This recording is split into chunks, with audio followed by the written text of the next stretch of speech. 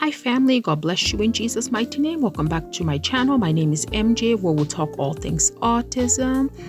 Hope everyone is doing great. I cannot wait. Spring is almost here. I'm so excited. I'm really hoping that this snow eventually will pass and all the ice, rain and everything. So I'm just excited for spring to come. Today, I want to discuss why autistic people talk to themselves. This is quite an interesting topic, family. Naturally, for those other kids that are neurotypical, sometimes they will joke and be like, oh, you can talk to yourself as long as you don't answer yourself, But, so why do our autistic children talk to themselves? Have you ever walked by someone and heard them talking to themselves? Have you ever noticed self-talk more in children, especially those that are diagnosed with autism? So why do they seem to talk to themselves more than others? There are many factors influencing what we call self-talk, whether someone is on the spectrum or the neurotypical.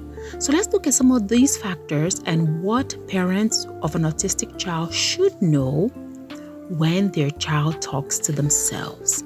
So what is self-talk? The simplest definition I will put on the top or the title of self-talk is just how a person talks to themselves. It's that inner voice or internal monologue. Think of it as someone saying everything out loud rather than in their head.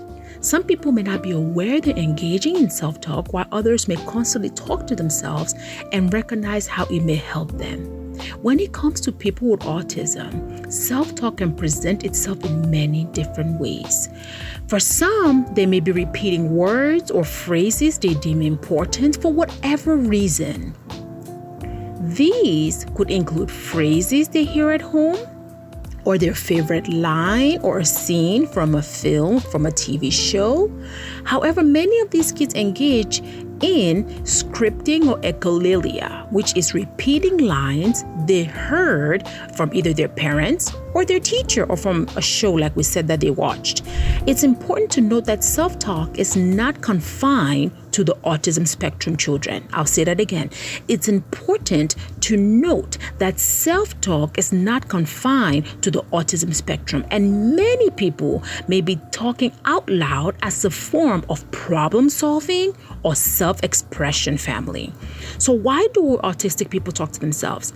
Parents may wonder why their child talks to themselves whenever they hear it.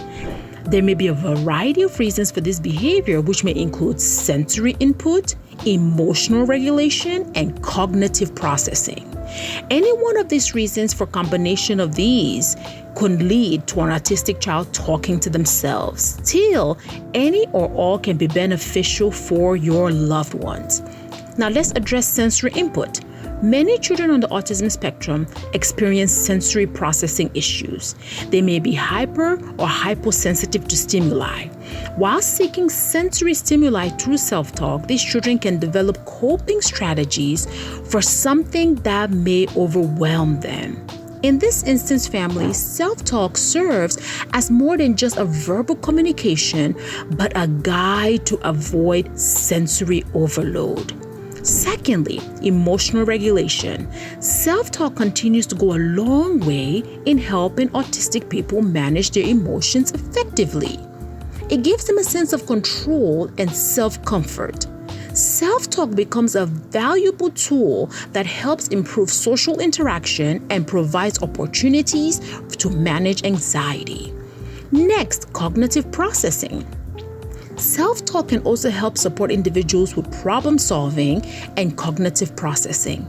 It can provide valuable insights as individuals plan their actions and discuss tasks that may be complex for them. Beyond these reasons, self-talk can also enhance communication and improve self-expression for people with autism, which then is giving them an outlet for their feelings. On my next video, family, we'll look at tips on how to reduce, not stop, self-talk within our autistic children. And I know this is once again, another sensitive topic because I know a lot of our kiddos do it. And at times, even during like Jayson's speech session, he would say a script that he heard, whether it's on Mutton Stuff or whether it's something he remembers on Dora or Wonder Pets. And somehow, somewhere, if you find a good therapist that knows how to redirect that behavior, you will realize that he'll come back on topic. Even during OT sessions, he does the same thing. And they have a nice way, especially the staff that works with Jayson, to kind of bring him back on task. So it's just finding a way to not to stop it, because naturally I think us adults also do it, but once again, we do it internally. So it's really important for us to understand why they are doing it out loud and how to help them kind of redirect that behavior. So on to my next video, which will talk about how to help these kiddos reduce but not stop self-talk. I will catch you in our next one. Have a great rest of your day. Remember, Jesus Christ is the same yesterday, today, and forevermore. God bless you, family.